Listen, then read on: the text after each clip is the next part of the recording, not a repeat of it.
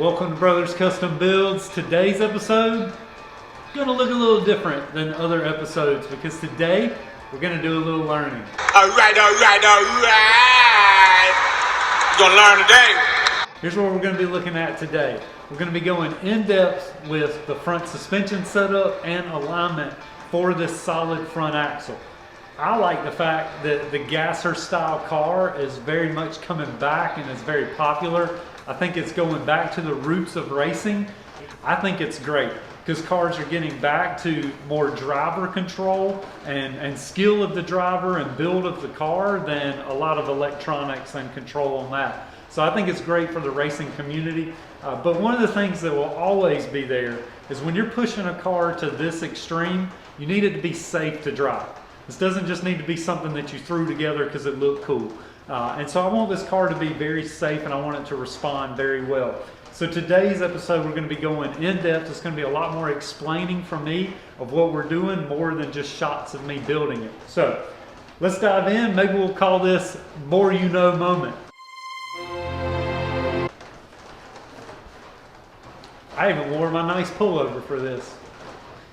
So one of the things I want to eliminate, I want to try and eliminate some bump steer or as much bump steer as possible, especially knowing this thing's going to pull the front tires. So, you know, these kits, what they come with is fine, especially probably just for a designated race car, but knowing the street use this thing's going to see, I want to do my best to fine tune it as much as possible so the driver is always in really good control and feels like they're in control of the vehicle instead of the vehicle controlling them. So a lot of what we're going to be doing, tuning the spring packs, also trying to get the steering as close to horizontal as possible. So let's get to work.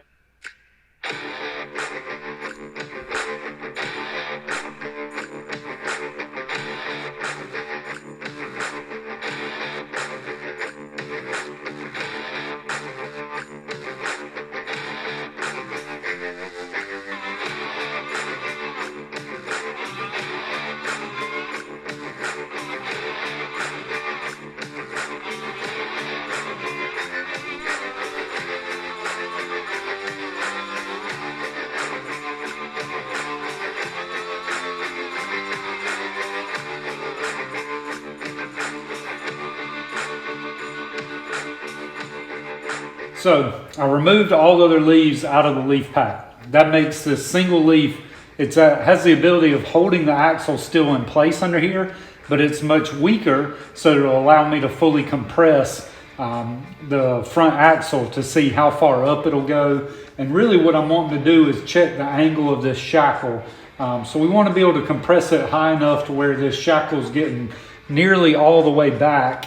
And then before the shackle would bottom out or the axle would hit the frame, we want to place a bump stop there. So we'll set a bump stop there, and this will help us move it up and down to check that height. While we're doing that, we're also going to check the height for the shocks and do shock mount. So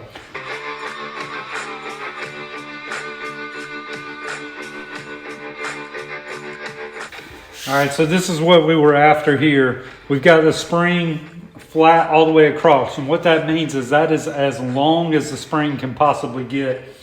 Over here our shackle angle is still good, so we're not maxing out the shackle where it's fully twisted back. It's about at 55-60 degrees, somewhere in there, using my calibrated eye. So this is as far as we want to go with it, because anything other than this will be a negative arch on the spring. So at this height, we'll start measuring for our bump stops and our shock fully collapsed, and we'll build from there. All right, so this is the way the axle comes with this steering kit. It's made to go on the bottom side of the knuckle like this. And here's the thing. If it's like that, then the steering already is going to be hanging way lower than the axle, probably about 3 inches lower than the axle.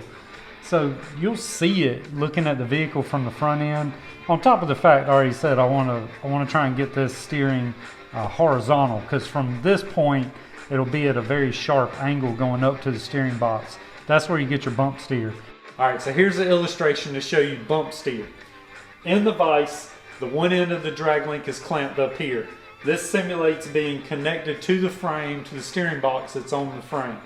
Then it travels down, the drag link makes a downward angle to hook to the axle because the axle is lower than the frame.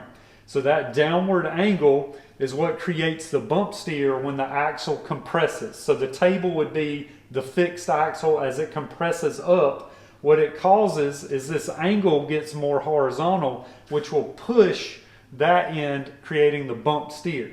So on this straight edge, we're starting on this face while it's angled down, but if the axle were to compress up, you see how it ends up being on the opposite face. So that's over 2 inches of change there. And then if it compresses all the way up, it comes back to this face. So what that does, that curvature there, that's what creates the bump steer. As the suspension compresses or extends, it makes the tires turn to match that. So we want to eliminate that. We want the steering as horizontal as possible to help eliminate bump steer. It gets really scary when that's happening. So I think what I'm going to do is eliminate this part where this outer tab where the drag link is supposed to hook up, and I'll just run a longer bolt to do the tie rod and the drag link through the same thing. But I'm going to use the driver's side bracket, put it up top. I have to clearance it there a little bit, but that'll get me up a little bit higher. Now in order to do that, I'll also need to move the master cylinder bracket to where it's on the front side of the tire. Not a big deal there. I'll just clock that over. But I don't know if you can see over there. I'll try and rotate the camera a little bit to where the pitman arm is. I've got the drag link on the bottom. This is why I set the height where I did for the motor, making measurements off the oil pan. I can run it off the bottom, the drag link off the bottom of the pitman arm, or move it over to the top to help me with clearances, because it all changes as you're steering lock to lock from one side to the other. So got a lot of room there to work with, but I'm going to see about modifying these steering arms, put them on top of the knuckle.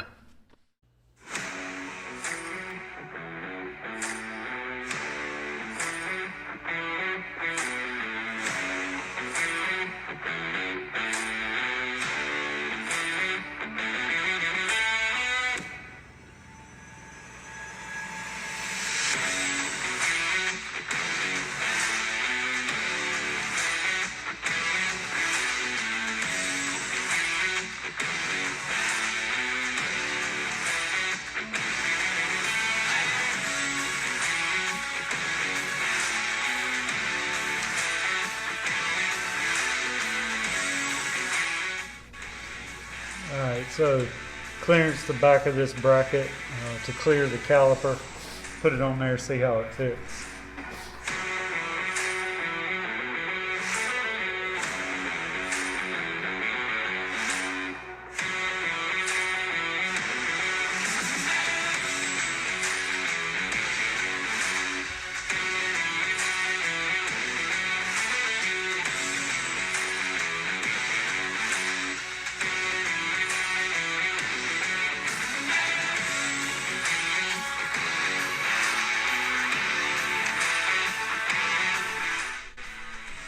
Alright, so what I did here to get it at full droop, I used a jack in there, stretched it out until the shackle is all the way in line with the spring, so that's as far as it can go.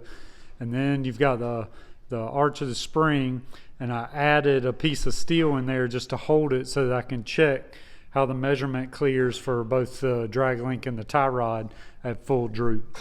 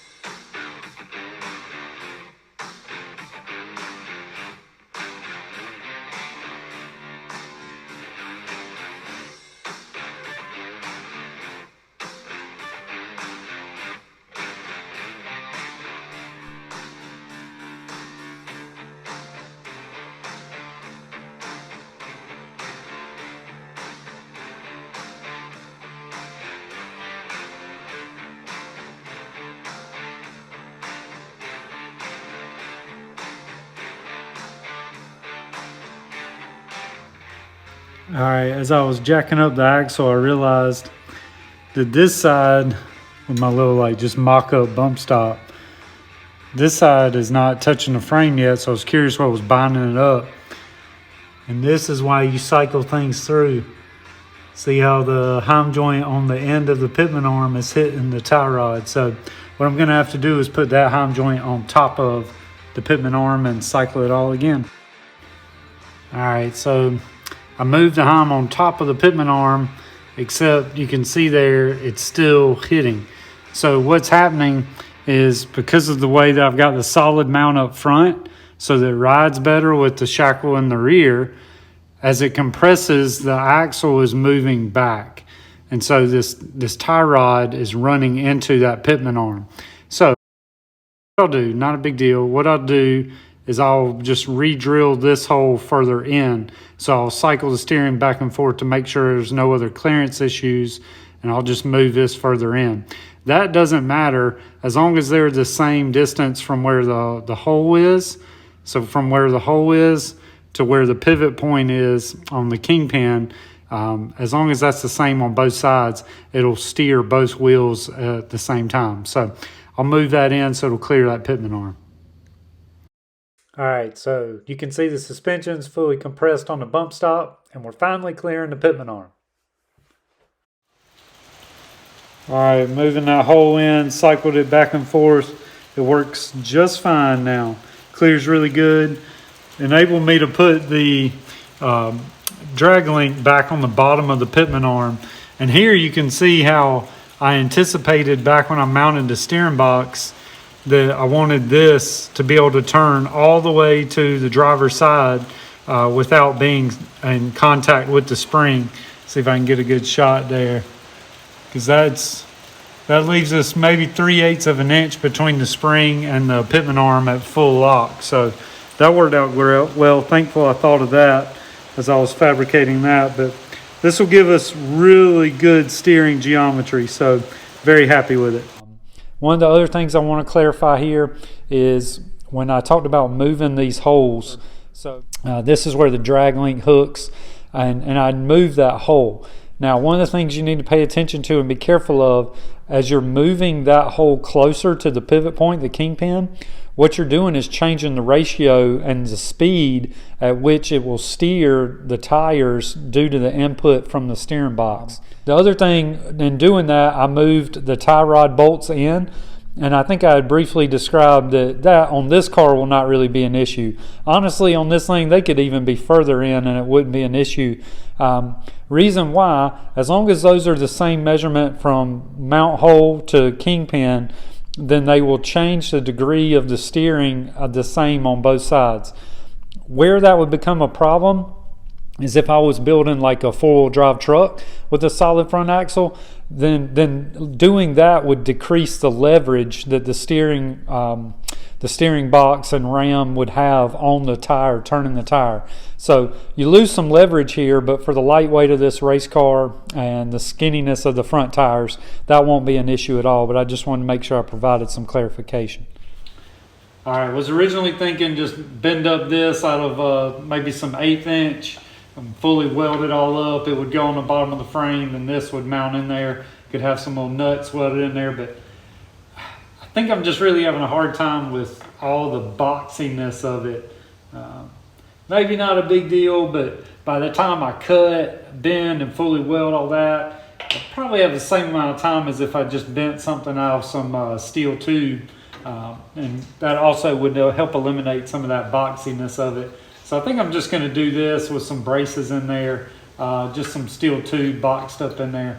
So I don't know. I think I like this better. It'll be about the same amount of time, so I'm going to go this route.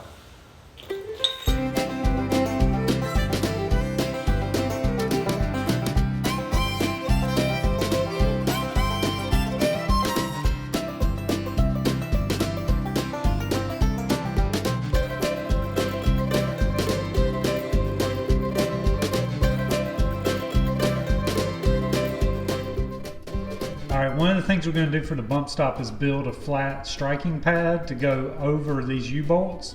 So let me show you how I'm going to get that done. All right, here's the plan. cut some round solid bar so the outside edges are the same as the U-bolts. And then I'm going to heat this up and bend it around and then cut off the excess. And then I'll use some countersunk screws with nuts tacked to the center pin nut, and I will secure it down right there to cover over the U-bolts.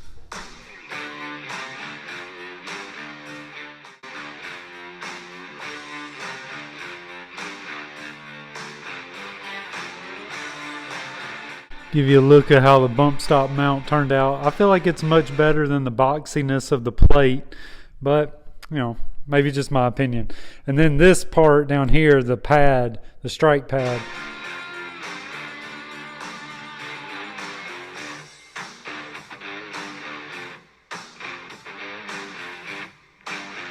All right, so a little more explanation on the alignment. Now remember, I've specified this thing is going to see a lot of street use, so I'm not going to get as aggressive with some of the alignment as I might with a race car. This thing, the two measurements I'm trying to target and that I'm working on are to help the tires return to center on their own. So if it gets out of control driving the car and just lets go of the steering wheel, the tires should return back to center.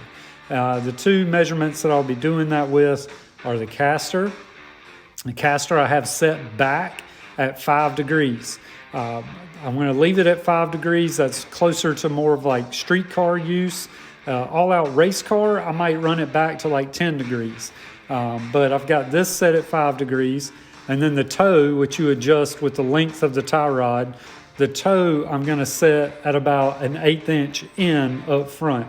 So if it was exaggerated, both tires would be pointing towards each other very slightly in the front. You can see how I was targeting for the drag length to be at horizontal. We absolutely nailed it on this thing. This is at full bump.